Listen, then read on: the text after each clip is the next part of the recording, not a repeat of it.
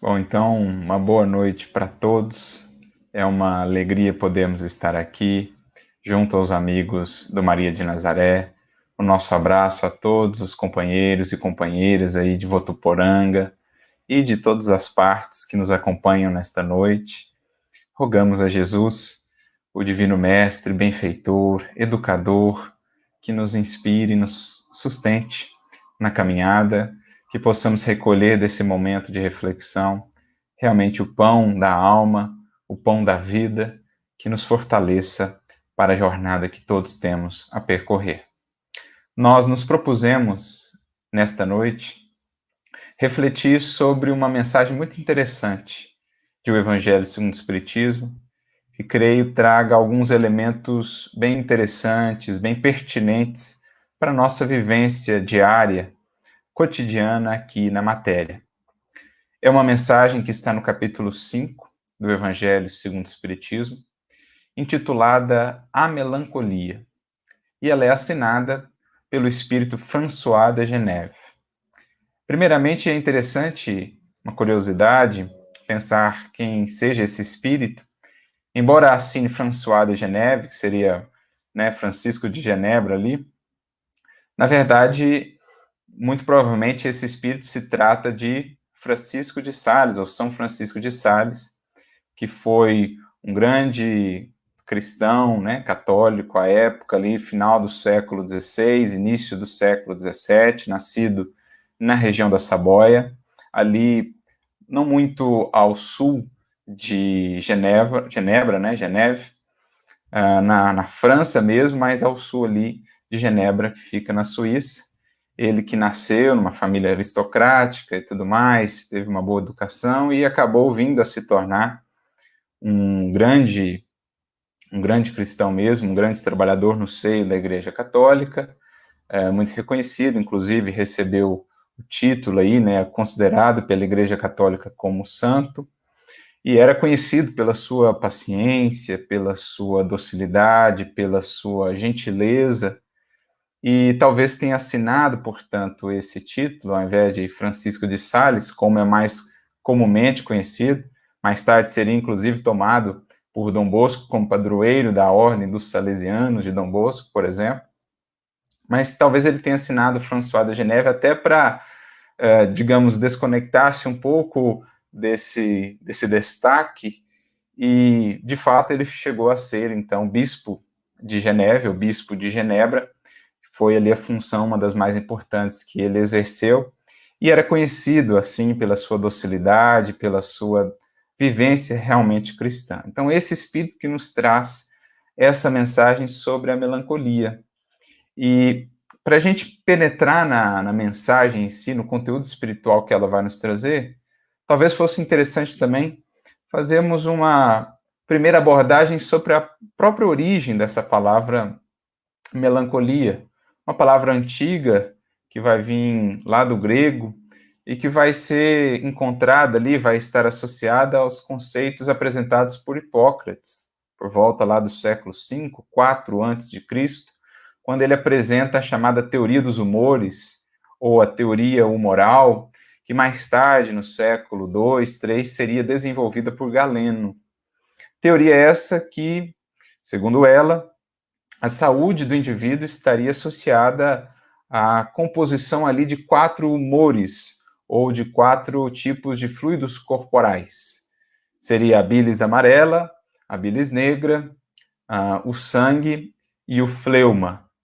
Então, nós teríamos a composição desses 4 elementos, e do equilíbrio entre eles se teria ali a saúde na concepção daquele tempo, daquela época. Claro, mais tarde a ciência avançou, a medicina mesmo, os entendimentos passaram a ser outros, depois com o próprio advento do Espiritismo, mostrando-nos efetivamente mais do que simplesmente o corpo, ou como um produto do organismo e das características do organismo em si, o Espiritismo nos mostrando as qualidades do espírito, veio renovar um pouco essa visão. Mas é lá que a palavra melancolia vai nascer, porque segundo qual fosse o elemento predominante no indivíduo, isso impactaria também no seu temperamento. a sua característica aí de personalidade. Por isso nós teríamos os 4 tipos de indivíduos, segundo essa teoria hipocrática e depois desenvolvida por Galeno. Nós teríamos os indivíduos coléricos, lembrando que a palavra cólera está associada aí à palavra bilis, né? Significa bilis em grego, então o indivíduo colérico seria aquele em que predominaria a bilis amarela. Nós teríamos o indivíduo sanguíneo, nós teríamos o indivíduo fleumático, e por fim nós teríamos o indivíduo melancólico, em que predominaria aí a bilis negra, porque no fundo é isso que significa a palavra melancolia, bilis negra no grego. Então, a palavra melancolia vai ter essa origem muito interessante nessa teoria dos humores, que tanto definiria a saúde do indivíduo, a saúde seria, portanto, buscada no equilíbrio desses humores, desses fluidos corporais, aquele que estivesse em falta, faria-se ali alguma coisa para se recompor, mas esses elementos também influenciariam o próprio temperamento do indivíduo, a sua maneira de ser. De acordo com o elemento que predominasse, ele seria colérico, seria aquela personalidade mais forte, mais enérgica, mais enfática, seria sanguíneo, seria aquela personalidade mais popular, mais flexível, mais envolvente, seria fleumático, aquela personalidade mais serena, mais ponderada, mais calma, ou seria melancólico, aquela personalidade mais soturna, mais reflexiva, introspectiva. Então era essa a concepção que se tinha naquele tempo. Mais uma vez lembrando, o tempo passou, a ciência humana, a medicina avançou, as compreensões se modificaram, o próprio espiritismo aí surge mostrando-nos que efetivamente o temperamento ou essa nossa personalidade, as tendências que apresentamos não são propriamente um produto do organismo, são antes características do espírito, com a trajetória que ele traz, com tudo que ele já traz de bagagens. Claro que existirão as interações corpo-espírito que apresentarão determinadas influências, mas as características são oriundas do espírito. Aliás, temos inclusive uma mensagem muito interessante de Samuel Hahnemann, né, o pai da homeopatia, mensagem que foi colocada por Kardec, também no Evangelho segundo o Espiritismo, lá no capítulo 9, quando é tratada a passagem dos brandos e dos pacíficos. No item 10, nós temos 2 mensagens falando sobre a cólera, uma delas de Hahnemann, em que Hahnemann, então, dirá que o organismo não dá cólera a quem não a tem. Os vícios, como as virtudes, são inerentes ao espírito. Não fosse assim, onde a responsabilidade? Porque senão o indivíduo simplesmente poderia alegar que não foi culpa sua, assim era o seu corpo, assim era o seu organismo, ele nada poderia fazer. Inclusive, Hahnemann dirá nessa mensagem que muitas vezes, justamente buscando justificativas para a nossa não mudança, para mantermos tais quais somos, com os velhos vícios, hábitos, com as nossas explosões de cólera, de excessos, é que nós acabamos imputando ao organismo, ao corpo, responsabilidades que são nossas, causas que, na verdade, estão ali radicadas no espírito.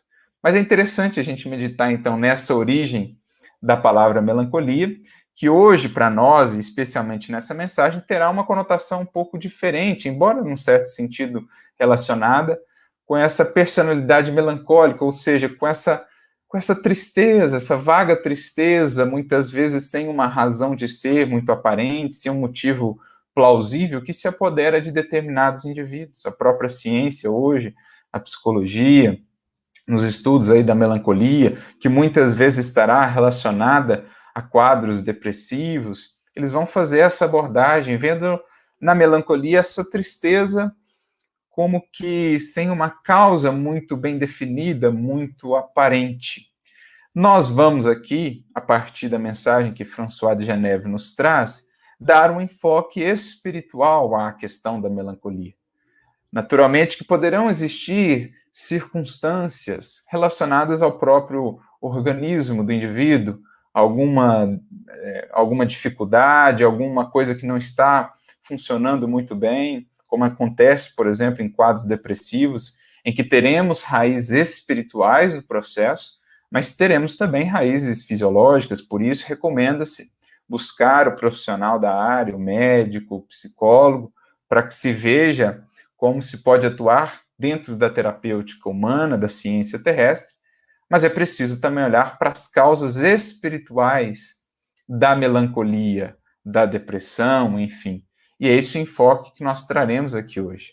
Buscar identificar algumas dessas causas, desses elementos que podem estar por detrás desse estado de alma, porque é sobretudo um estado de alma, é algo sobretudo relacionado ao espírito, para que identificando esses elementos, nós possamos atuar no que nos seja possível ali, para irmos, digamos, recompondo a alegria de viver, a expressão de sentido existencial, a força de vontade, para que consigamos não cultivar esses momentos, esses estados de alma excessivamente, comprometendo muitas vezes a saúde tanto psíquica como também até mesmo a nossa saúde física e a continuidade da nossa vida, das realizações que temos por fazer. Então esse será aqui o nosso enfoque, à luz dos conhecimentos espíritas, tentar entender o que está por trás aí muitas vezes dessa melancolia, dessa tristeza que por vezes envolve o nosso coração. Por isso, o Espírito começa dizendo assim: sabeis por quê? Isso está no capítulo 5 do Evangelho segundo o Espiritismo, item 25. Sabeis por quê, às vezes, uma vaga tristeza se apodera dos vossos corações e vos leva a considerar amarga a vida? Então, assim ele define essa melancolia, essa vaga tristeza, como que uma nuvem que se interpõe entre nós e os horizontes da vida, como que uma névoa, sabe? Aquela manhã nevoenta que a gente não consegue enxergar as coisas com muita clareza e fica aquele clima meio denso, meio fechado, meio soturno, que acaba nos contagiando também esse clima internamente, né? A gente se sente assim meio tristonho, meio desanimado. Então ele define assim uma vaga tristeza que se apodera dos nossos corações e que nos faz sentir amarga a vida. É como se perdêssemos esse sabor da vida, não conseguíssemos temperar a vida assim com o sabor, com a alegria do viver. Então é preciso refletamos nisso, porque nós veremos, existem momentos de tristeza, de abatimento, que se bem vividos, bem experienciados, quando não acalentados e mantidos excessivamente, se a gente consegue extrair ali um fruto desses momentos assim de tristeza, de introspecção, eles têm também frutos a nos deixar, lições a nos ensinar. A questão é quando isso se apodera de nós. É quando isso realmente nos cega, nos tolda a visão da vida, em termos de sonhos, projetos, perspectivas, ânimo, sabor de vida. Então é nesse sentido que ele vai apresentando aqui para nós a melancolia. E aí ele vai explicar então o porquê disso. Ele começa com essa pergunta: quais as raízes desse processo? E ele então mesmo responde: é que vosso espírito, aspirando à felicidade e à liberdade, se esgota, jungido ao corpo que lhe serve de prisão, em vãos esforços para sair dele. Então, olha que interessante isso aqui. Ele vai dizer que esse processo, essa experiência, muitas vezes estará relacionada a essa própria limitação da experiência material, a esse fardo, a esse peso, a esse elemento limitante ou limitador que o corpo acaba sendo para o espírito. Porque todos nós, enquanto espíritos imortais, filhos do Criador, destinados à glória na imortalidade, à gloriosa imortalidade, a sermos peregrinos do infinito, caminhando por entre constelações, estrelas, sóis, planetas, enfim, destinados ao infinito, todos nós temos essa ânsia, todos nós temos essa sede de infinitude, de plenitude, de comunhão mais profunda com o divino, de liberdade. Acontece que no estágio em que ainda nos encontramos, muito materializados, o corpo acaba se configurando como esse peso que cria, embora seja um instrumento muito útil e necessário da nossa evolução, ele cria as suas limitações, ou as nossas limitações. Ele restringe muito a nossa experiência do que realmente é a vida. Especialmente quando o espírito mais experimentado vai conhecendo mais as possibilidades da vida espiritual, quando ele já avançou um pouco mais na senda do progresso, e ele conhece então esferas mais elevadas, a matéria mais sutil, mais diáfana, as possibilidades imensas em termos de criação, de pensamento, de sensações do espírito liberto da matéria. Voltar à matéria é uma experiência difícil. É uma experiência muitas vezes dolorosa, embora necessária como instrumento de progresso para o espírito. Por isso, por vezes a gente pensa, ou nos referimos a nós como os vivos e a eles os mortos, quando em verdade, se parássemos para refletir um pouco mais, em verdade eles é quem são os vivos e nós os mortos, porque estar na matéria é lidar com essas limitações. Claro, se soubermos bem nos utilizar da experiência material, do corpo que nos é concedido pelo Criador, saberemos galgar mais degraus em direção a uma liberdade cada vez mais plena, até o dia, sabe-se lá quando se dará esse dia em que, na condição de espíritos puros, não mais precisaremos encarnar, a não ser a título de missão muito específica, como no caso de Jesus, por exemplo. Mas, se pararmos para pensar mais refletidamente, nós é quem somos os mortos. Emmanuel mesmo dirá, os verdadeiros mortos estão sepultados na carne terrestre, especialmente aqueles que, aqui na matéria, sequer cogitam ainda das questões transcendentes, das realidades do espírito, da vida maior, da vida triunfante. Aqueles que vivem única e exclusivamente para a matéria, para as sensações, para o gozo. Esses, mais propriamente, são os mortos, em sentido moral, em sentido espiritual, porque, mais uma vez, Emmanuel nos dirá que a vida é a experiência digna da imortalidade. Somente quando começamos a cogitar da imortalidade durante a nossa existência aqui material, a buscar enriquecermos, enquanto espíritos, dos valores da imortalidade, dos valores morais que estão para nós representados no Evangelho, é aí que estamos começando a despertar para a vida abundante de que Jesus nos falava e que ele veio nos ensinar a construir. Mas até lá, nós somos os mortos, na limitação que a experiência material nos impõe. Quantas coisas não estão ocorrendo ao nosso redor que os nossos míseros sentidos físicos não nos permitem acompanhar.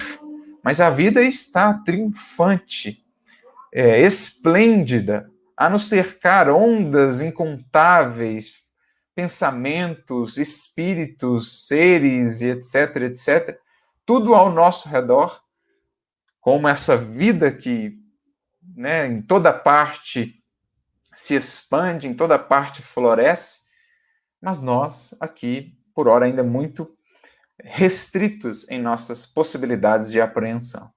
Então, é do espírito esse anseio por liberdade, por espiritualidade, por desvincular-se cada vez mais ou desapegar-se cada vez mais da matéria. Isso quando o espírito já despertou minimamente para os valores mais transcendentes. E então, nessa inter-relação com o corpo físico, muitas vezes ele se sente desgastado, ele se sente cansado, porque é o fardo que ele aí está tendo dificuldades de lidar ao fardo da experiência material. Então ele traz aqui para nós, o Espírito François de Geneve, uma outra perspectiva do ponto de vista espiritual para essa melancolia, para essa vaga tristeza. Então nós temos aqueles dias em que a vida material parece mais desafiadora, as lutas, as provas, a impermanência. Aquele dia em que parece que sentimos saudade de alguma coisa mais elevada, de alguma coisa mais perene, mais duradoura do que toda essa brevidade, efemeridade que encontramos na vida material, em que sentimos saudades de algum ambiente, de algum lugar, de alguns seres. isso seria essa melancolia. Então, muito interessante essa definição que ele nos apresenta. Prossegue ele, reconhecendo inúteis esses esforços, cai no desânimo, e como o corpo lhe sofre a influência, toma-vos a lassidão, o abatimento, uma espécie de apatia, e vos julgais infelizes. Então, como o espírito ele não sabe talvez ainda muito ao certo qual é a raiz dessa apatia, dessa tristeza, dessa melancolia, ele às vezes acaba se deixando manter nesse estado. E aqui o porquê da nossa reflexão de hoje. Buscarmos entender, então, à luz da doutrina espírita, como poderemos sair desse estado. Já que ele faz parte, todos nós aqui na experiência material, mais cedo ou mais tarde, viveremos momentos, dias, períodos como esse, é preciso estejamos munidos de conhecimento, de entendimento, para podermos lidar com isso. E então encontrar saídas que nos permitam novamente trazer sabor, cor, vigor à vida, às nossas realizações, vislumbrar horizontes mais vastos, mais abrangentes, romper com essa neblina, com essa bruma que por vezes nos cerca ou envolve o nosso coração. É preciso fazer luz, é preciso deixarmos banhar pelo sol do Evangelho, da verdade divina, para que todas essas brumas, essas nuvens possam se dissipar e venhamos a reencontrar a luz e o calor da vida.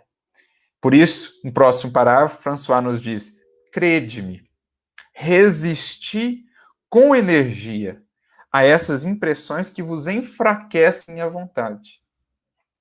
Quando a gente se deixa manter nesses estados, isso vai nos minando, isso vai nos enfraquecendo, a nossa vontade vai se tornando fragilizada.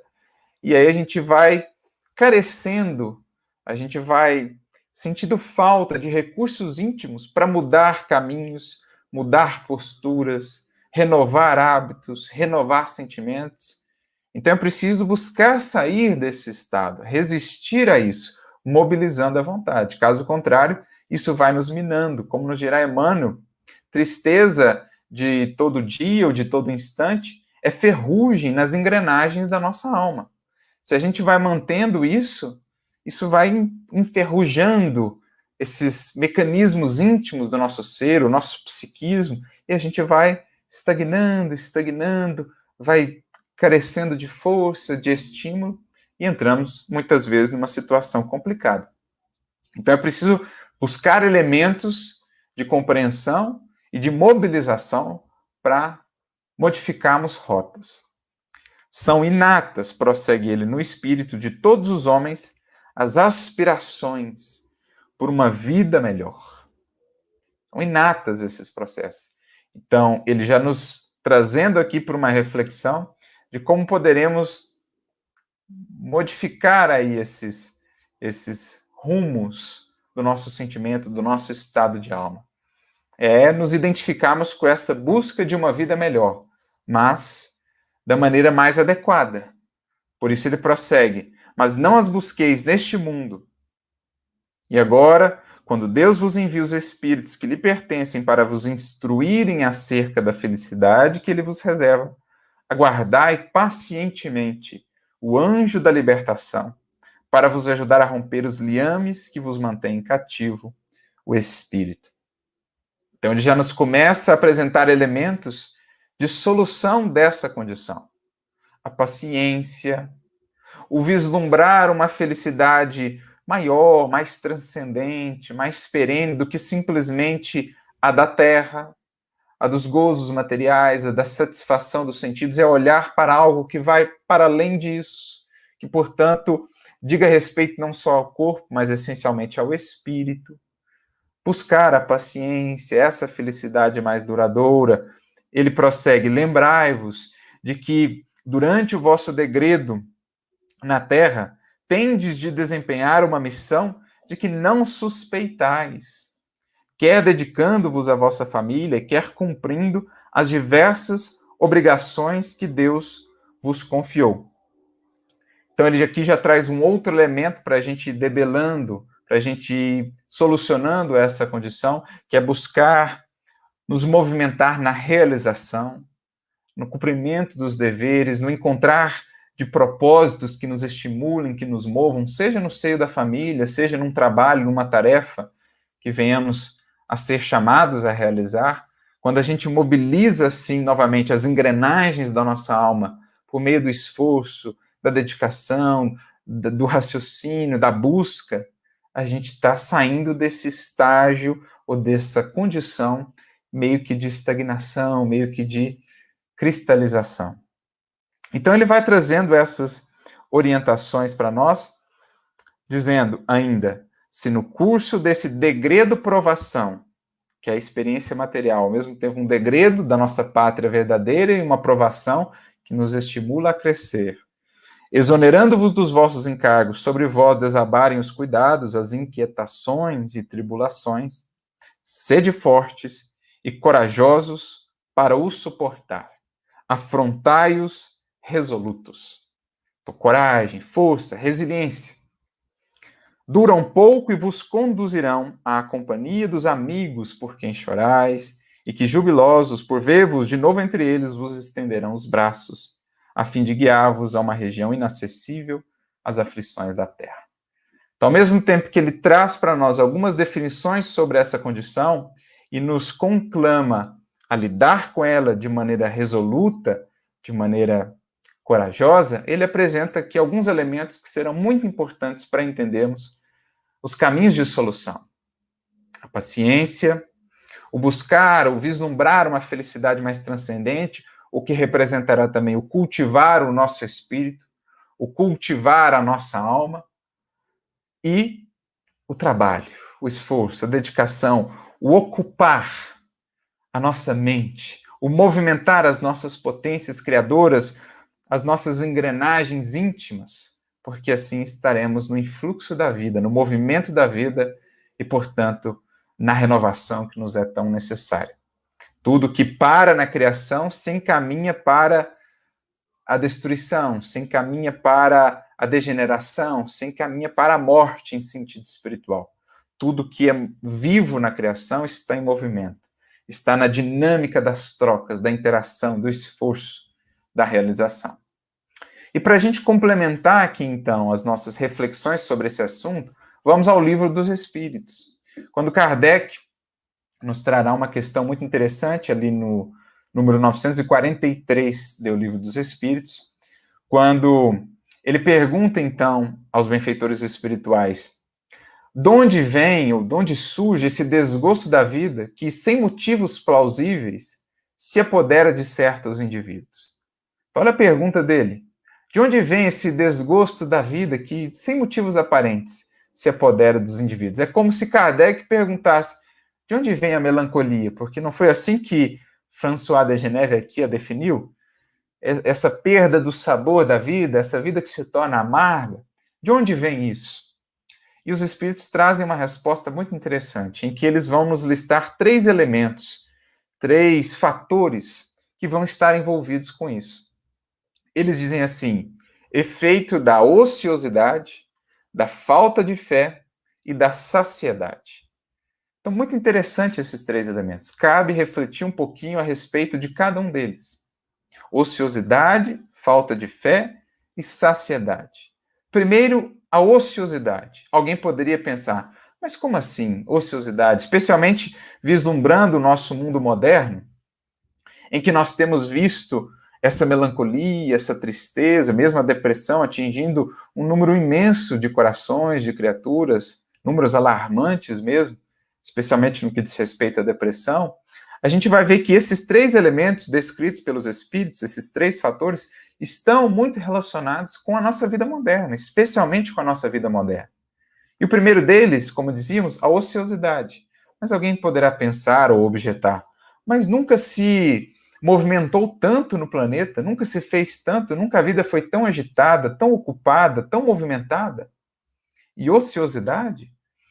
De fato, ociosidade, porque uma coisa é a movimentação exterior, uma coisa é a rotina, insana muitas vezes, veloz, tresloucada, em que a imensa maioria das criaturas na Terra tem vivido.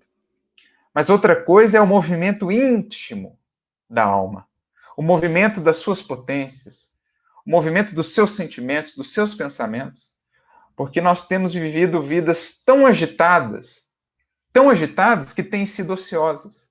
Ociosas em sentido interno, porque a gente faz quase que tudo de maneira automática, como autômatos, como robôs. Então as nossas relações são mecanizadas, são automáticas. As nossas operações no trabalho profissional, as nossas operações na atividade espírita, muitas vezes, são coisas tão automatizadas que se converteram tanto em rotina, e muitas vezes uma rotina excessiva, com um excesso de atividades, com um sem número de ocupações e de demandas, que internamente a gente não tem conseguido fazer o movimento íntimo correspondente. Então a gente faz aquilo simplesmente na casca, a gente faz aquilo estando distantes em espírito. O corpo presente, o espírito distante. Falta presença, falta entrega, falta realmente estarmos vivenciando aquilo e crescendo com aquilo. Então, já foi dito por certo sábio, muito cuidado com o vazio de vidas muito ocupadas.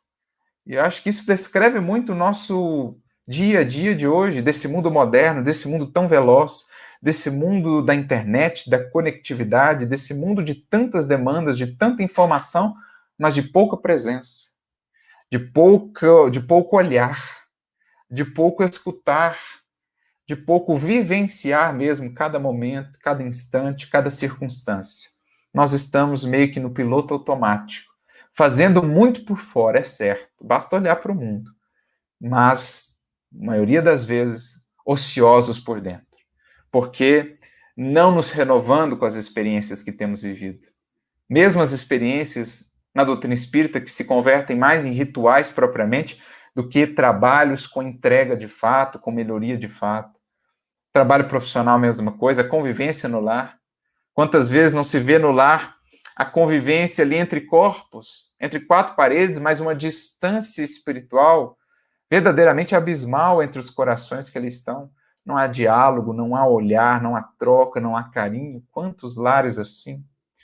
O trabalho florescente, os recursos monetários presentes em excesso, supérfluo, mas internamente corações ociosos, porque não dispostos a fazer o movimento da fraternidade, do amor, do perdão, que opera profundas transformações em nós. Então são a ociosidade aí da mágoa, do ressentimento, do ódio, do egoísmo, da indiferença, tudo isso é ociosidade, porque são pontos de cristalização do espírito, do sentimento.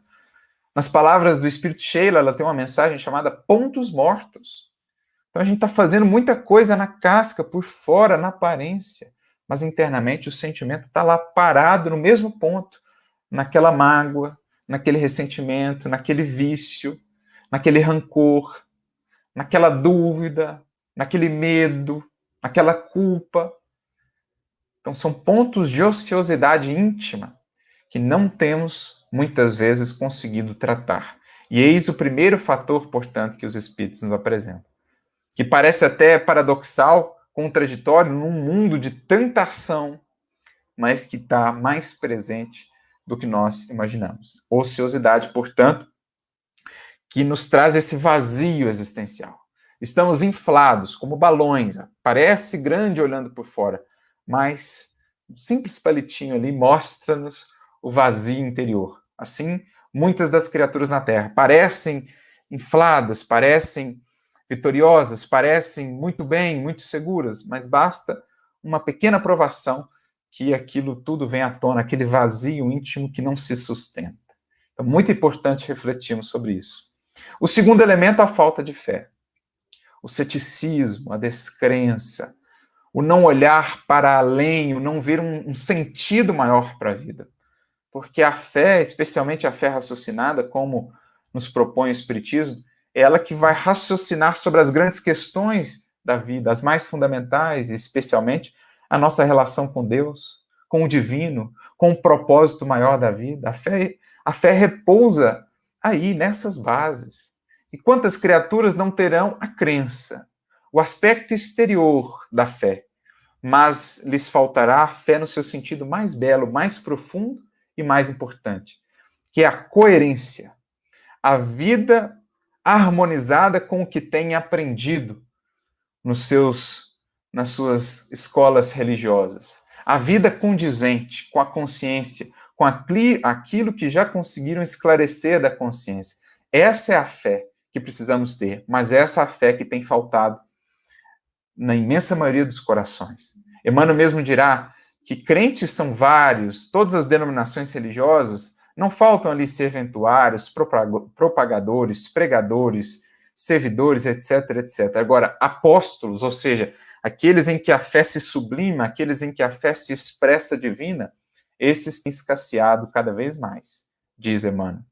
Porque temos buscado muito a casca da fé, a crença, o ritual, o templo exterior, e esquecido-nos do miolo, da substância da fé, que é a nossa relação com o divino, com a consciência edificada no dever cumprido, na paz que daí decorre, a fé que expresse, portanto, fidelidade nessa relação com o divino, nessa relação com o Criador, e que, portanto, é a grande força desenvolvedora das nossas potências. Nos lembramos lá do capítulo 19 do Evangelho segundo o Espiritismo, a mensagem, a fé, a mãe da esperança e da caridade, em que o Espírito nos dirá que a fé é essa mãe de todas as virtudes, ela é essa força que vela, que trabalha, que desenvolve todos os potenciais do Espírito. Então a fé é nesse sentido.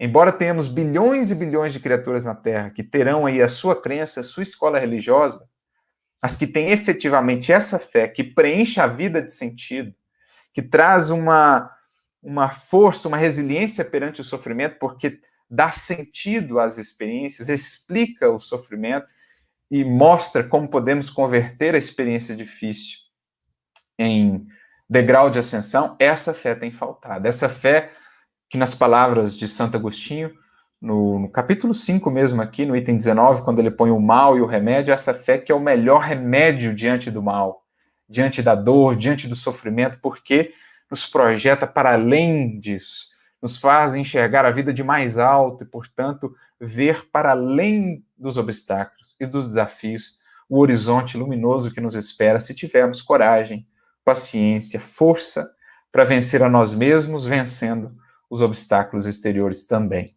Então, essa fé tem faltado. Embora a crença exterior, a fé nesse sentido de rótulo, esteja aí muito presente. A fé no sentido mais profundo tem faltado e tem levado muitos ao desânimo, à falta de um sentido, de um propósito existencial, especialmente nos momentos difíceis, porque não se alcançou essa magnitude da fé em sua expressão mais profunda.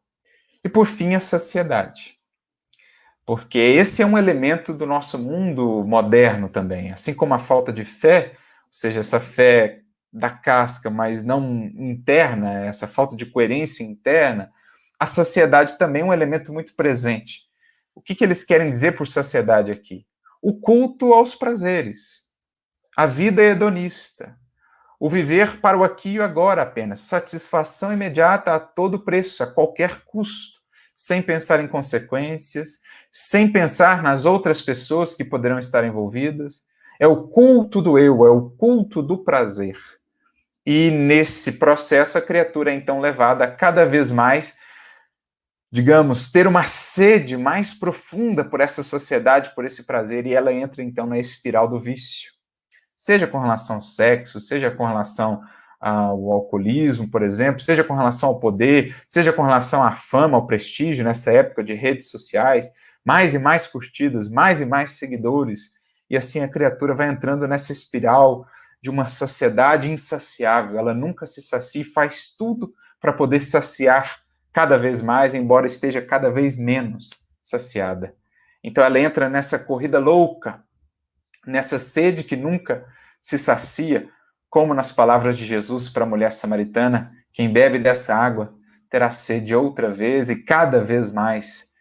e ela se afasta daquela água que a poderia saciar, a da realização íntima, a das conquistas e do desenvolvimento dos valores do espírito, o amor, o bem, a renúncia, a humildade, a paciência, a compaixão. Ela não, ela foge disso para buscar a saciedade do aqui e do agora, os prazeres do corpo. Me recordo da questão 714, por exemplo, do Livro dos Espíritos, em que Kardec pergunta aos benfeitores sobre aqueles que fazem do requinte dos gozos, dos excessos, o mote da sua vida.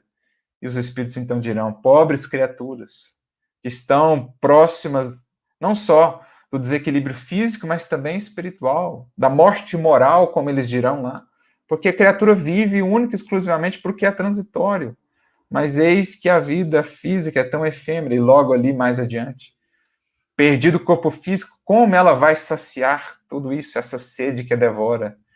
Então a criatura que entra nesse processo de vida puramente material, de interesses voltados unicamente para a matéria, ela cai num tédio, ela cai numa sede, num desespero que ela não consegue saciar, acalmar internamente. E esse é o quadro muitas vezes visto na humanidade hoje.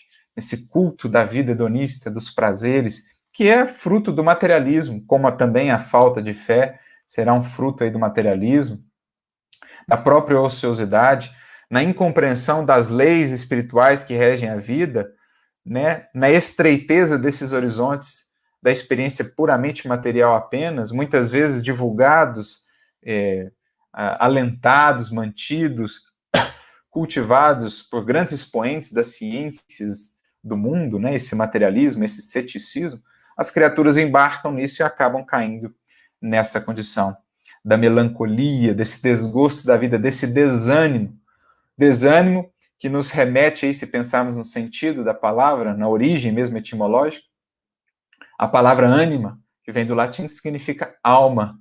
Desânimo, portanto, significa desconectarmos de nossa alma ou dos propósitos de nossa alma.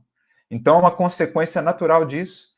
Quando fugimos do movimento íntimo de renovação e caímos na ociosidade, quando fugimos à fé em seu sentido profundo e nos distanciamos dessa comunhão mais profunda com o Criador, quando buscamos única e exclusivamente a saciedade, a satisfação dos sentidos imediatos, dos prazeres materiais, e nos desconectamos dos prazeres, das alegrias do espírito, enfim, quando nós nos deixamos levar por esses três fatores, nós nos desconectamos da nossa alma.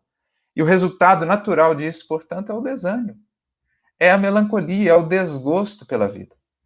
E a solução, portanto, o antídoto será justamente buscar as antíteses de cada um desses elementos. A antítese da ociosidade não é simplesmente fazer mais e mais coisa por fora apenas, não é uma questão de quantidade, é muito mais uma questão de qualidade. É fazer o que temos feito com mais presença, com mais entrega, com mais carinho, com mais sentimento, com mais renovação íntima. Esse é o movimento que precisamos buscar. Emmanuel mesmo, no Pensamento e Vida, capítulo 7, definirá para nós que existem dois tipos de trabalho. O trabalho serviço e o trabalho ação. O trabalho ação é o que transforma o meio por fora, mas que mantém muitas vezes a criatura como está. Agora, o trabalho serviço, aquele que envolve sentimento, é aquele que transforma o íntimo da criatura. Transforma não só o meio, mas também o trabalhador, aquele que opera a ação. Essa será a oposição da ociosidade, a antítese. Não tanto a ação por fora apenas, na casca da vida, mas a ação íntima. Autoconhecimento, renovação interior de sentimentos, pelo serviço, pela humildade, pelo evangelho cultivado, compreendido, vivido. Eis um elemento essencial para não cairmos nessa condição da melancolia, ou pelo menos sairmos dela quão rápido nos seja possível. Porque, já diz um ditado popular, né? Mente vazia, oficina do diabo, no sentido de que, quando não estamos movimentando as potências internas da alma, damos espaço para que as sombras que ainda venham a crescer. e sejam, inclusive, insufladas pelos espíritos que não nos querem ver progredindo. Então é preciso ocupar internamente os quadros da nossa mente com serviço no bem e na luz. Paulo mesmo diria, em Paulo Estevão, o serviço no bem, que é a muralha defensiva contra as tentações, contra a tristeza, contra a ociosidade. Então é importante. O próprio Emmanuel vai ter uma consideração no livro da Esperança, capítulo 11, quando ele nos diz que aqueles que sentem a melancolia no âmago do ser estão conscientes, estão nessa busca, são os que trabalham com redobrado fervor no serviço, no bem, buscando consolidar o céu em si, esse estado interior íntimo de felicidade, de contentamento. Qual a antítese da falta de fé? A presença da fé. Mas, mais uma vez, não simplesmente a crença. A fé como a concebia Paulo, quando dizia que o justo viverá pela fé e que foi ele tão incompreendido. O conceito de salvação em Paulo, que foi associado à fé, no sentido de simplesmente crer em Jesus e então estaríamos encaminhados na salvação, mas não é essa a ideia paulina. Para ele, fé é fidelidade, é coerência, é viver em harmonia com a lei divina, no esforço constante diário por fazê-lo. Essa é a fé que salva, essa é a fé que liberta das algemas da tristeza, da estagnação, do desânimo, porque nos movimenta internamente. Essa é a fé, mãe de todas as virtudes, mãe ou elemento desenvolvedor das potências íntimas do espírito. Essa fé raciocinada que o Espiritismo nos traz, que nos ajuda a compreender melhor a dinâmica da vida e a enxergar mais longe, enxergar as luzes do infinito, do amanhã, que então preenche a nossa vida de tanto sentido, de tantos motivos para seguir, para perseverar, que encontramos sempre forças para avançar e superar a nós mesmos. E por fim, no caso da saciedade, qual será a antítese? Investir mais na saciedade do espírito do que simplesmente na saciedade ou na satisfação do imediato. Quantas vezes, nesse processo por buscar a saciedade do aqui e do agora apenas, a criatura não busca alguns momentos de prazer e de euforia ao preço de muitos anos, muitos meses, uma encarnação inteira, às vezes, de lágrimas, de sofrimentos, porque para conquistar aquele prazer ou aquela saciedade, ela se desequilibrou, ela prejudicou a si mesma, o seu corpo, a sua saúde, passou por cima de leis, desrespeitou pessoas, violentou a própria consciência. Quando, no entanto, buscamos a saciedade do espírito, acima de tudo, pensamos nas consequências dos atos. Com consciência, raciocinamos com Paulo que tudo nos é lícito, mas nem tudo nos convém já. De que não é liberdade fazer tudo o que se quer, a toda hora, a qualquer preço, a qualquer custo. Liberdade, ao contrário, é saber dizer não para nós também. Liberdade é disciplinarmos. A disciplina não é uma prisão, pelo contrário, é a chave da porta que nos permite alcançar realmente a liberdade do cativeiro de nossas paixões, né, do cativeiro do nosso egoísmo, da materialidade, do apego à matéria. Essa liberdade, essa a saciedade que pode efetivamente nos preencher. Aqui nasce da plenificação do espírito, pela conquista de si mesmo, pelo bem, pelo amor que começa a sentir e a viver, pelos conhecimentos que vai adquirindo e pelo autogoverno, pela autonomia que ele vai passando a ter, não mais sendo simplesmente uma cortiça ao sabor das ondas e das circunstâncias, uma folha ao sabor dos ventos, das ventanias das paixões. Essa sociedade que precisamos buscar desenvolver para que não venhamos a ser apenas cativos dessa busca da satisfação do imediato, do aqui e do agora. Em fazendo assim, estaremos encontrando os recursos e os caminhos seguros para suplantarmos em nós a melancolia, aprendendo inclusive a aprender com esses momentos de tristeza, porque existirão, segundo Paulo, 2 tipos de tristeza na vida. Como ele coloca para nós na sua segunda epístola aos Coríntios, no capítulo 7, lá no versículo 9, 10, Existe a tristeza segundo Deus e a segundo o mundo. A tristeza segundo Deus, diz ele, opera arrependimento que leva à salvação, que opera a salvação. Por outro lado, a tristeza segundo o mundo gera a morte. Ora, o que Paulo quer dizer com isso? E Emmanuel vai comentar esse versículo justamente no livro Caminho, Verdade e Vida, capítulo 130. A tristeza segundo Deus é aquela que me leva à introspecção, ao olhar mais profundamente para mim mesmo, para as raízes dessa tristeza, para aquilo que eu preciso mudar, melhorar. E esse é o sentido da palavra arrependimento. Arrependimento do grego, metanoia, significa expansão de consciência, ou seja, é aquela tristeza, aquele momento difícil que me leva a pensar melhor a vida. Né? A vida não é marcada por expansão e contração, nós não temos inspiração e expiração. Então, existem os momentos de expiração, que são os momentos de realizar, de criar, de fazer, mas é importante também que existam na vida os momentos de inspiração, o voltar-se para dentro de si, a introspecção. É isso que Paulo está dizendo. Quando eu estou iluminado pela fé, pela confiança no Criador, estou buscando a comunhão com Ele, os momentos de tristeza, consigo convertê-los em momentos que me levam a refletir melhor sobre mim mesmo e a sanar questões íntimas.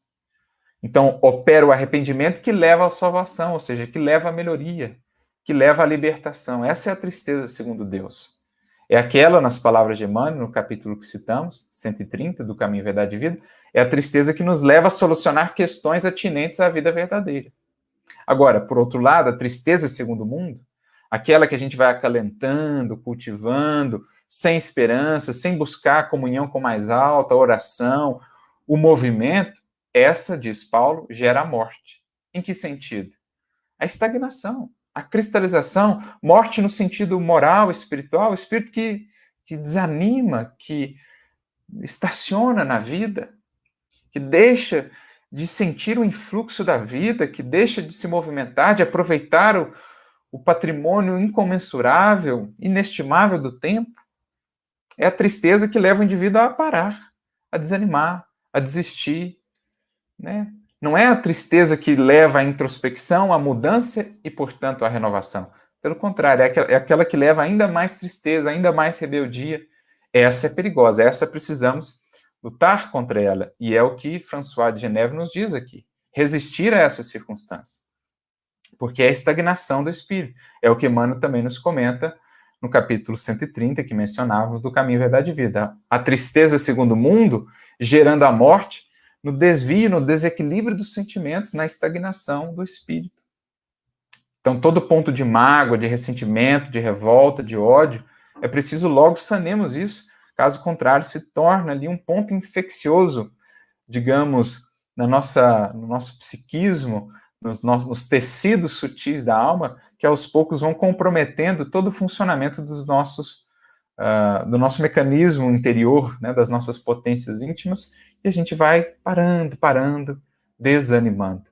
É preciso, portanto, sair disso, aprender a fazer dos momentos de melancolia e de tristeza momentos que nos levem à introspecção, à reflexão, à expansão de consciência e à melhoria. Por isso, Emmanuel também vai ter uma outra mensagem, que já mencionamos, capítulo 11 do Livro da Esperança, em que ele traz o conceito muito interessante de melancolia edificante. Ou seja, existirá uma melancolia que é edificante, que é aquela, nas palavras dele, que expressa uma saudade da vida maior, ou esse anseio por uma vida maior, por essa vida de maior liberdade do espírito.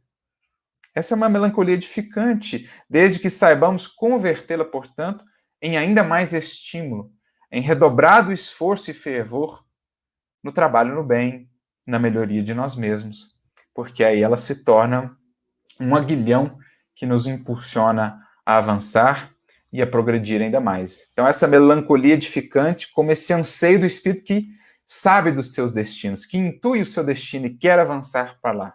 Eu acabei de reler agora o livro Renúncia, é muito interessante que em alguns momentos ali a gente vê a Alcine passando por isso, ela sentindo essa melancolia, mas no fundo é aquele espírito que já sabe, que já sentiu, porque já viveu essa vida maior e que sente essa saudade, esse anseio. E como ela respondia a isso? Trabalhando, ocupando-se ainda mais, mas não simplesmente na ação exterior, com ociosidade íntima, pelo contrário. ação íntima, coração colocado em cada gesto, em cada palavra, porque está aí o caminho fundamental para a gente encontrar a solução diante dessa condição. Então, eis as reflexões do ponto de vista espiritual que aqui nos são trazidas acerca da melancolia. Que possamos, em nos reconhecendo espíritos e destinados a essa vida maior, quando sentimos essa melancolia, essa vaga tristeza, que busquemos esses elementos que nos foram aqui apresentados pelos espíritos. O trabalho com inteireza, com qualidade, com presença, a fé a representar essa busca cada vez mais profunda de desenvolver a nossa relação com o divino, e as alegrias do espírito, para além apenas dos gozos muito breves e efêmeros da matéria, as alegrias divinas, perenes do espírito, porque aí estaremos, enfim, encontrando os antídotos para essa condição, para que venhamos a restabelecer em nossa vida o gosto pelo viver, as cores, a alegria, a harmonia, a felicidade, a fim de que possamos, como nos diz Paulo, por onde passarmos, sermos como o bom perfume do Cristo, que espraia por onde passa essa beleza da vida, para que sejamos, como nos diz Jesus, o sal da terra, aqueles que, onde se fazem presentes, conferem à sua vida e à vida dos que lhes acompanham, dos que lhes comungam a existência, esse sabor realmente de viver. Que Jesus nos abençoe, nos inspire a todos, muita luz, muita paz, muita felicidade a todos vocês na caminhada em direção ao mais alto.